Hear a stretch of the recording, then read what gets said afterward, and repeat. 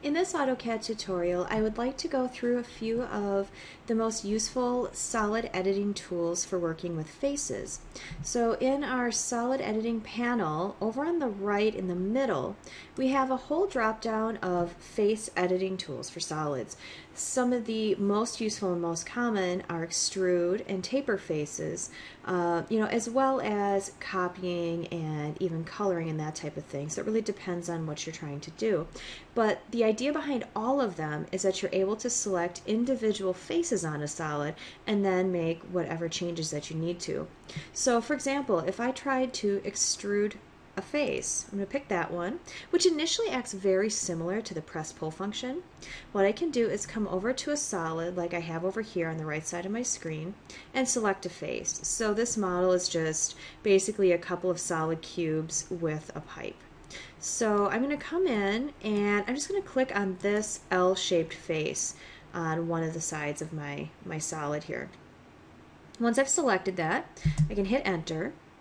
And then I'm just going to, snap and pull this out the direction I want to go. I find that to be, a good practice. And I might want to bring that face out, let's say 6 inches. My whole model is about 4 feet by 4 feet. Then what I can do here is actually say a taper angle. If I were to say 0, it would just come out straight, or if I gave it an angle, it would actually bevel it in. So if I just say 0 here, you'll see that it just basically stretched my model out, which might be exactly what I want. I'm just going to undo that and do it one more time with a different angle. So that's extrude faces, pick the face you're interested in, hit enter. Just going to grab this corner and I'm going to pull it out 6 inches, but this time instead of saying 0, I'm going to say maybe 45 degrees.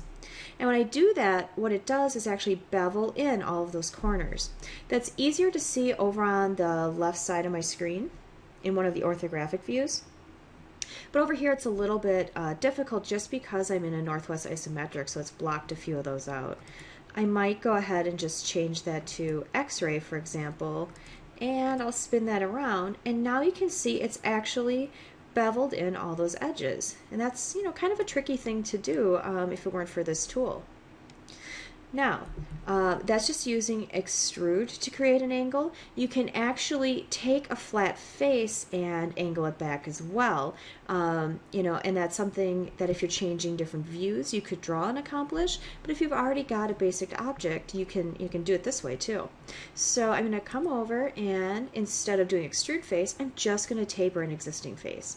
So I'll pick taper faces. I will pick this small face here and hit enter.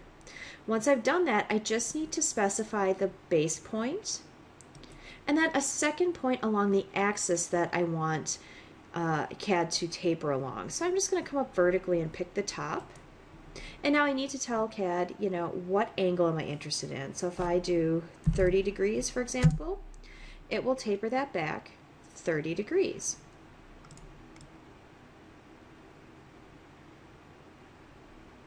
So those are a couple of, very common and useful tools out of that menu. But we have other options as well, including selecting and moving faces or copying faces, for example. So if I copied, I could simply select a face, hit enter, select a base point, and this time instead of just moving it, what I'm going to do is actually create a copy. So they work in a very, very similar fashion. So if you wanted to use this face now to thicken or extrude from, to make another object, you would have that option available to you. And if we go back to that menu, you'll see that you're able to also offset, delete them, rotate them, and even color them.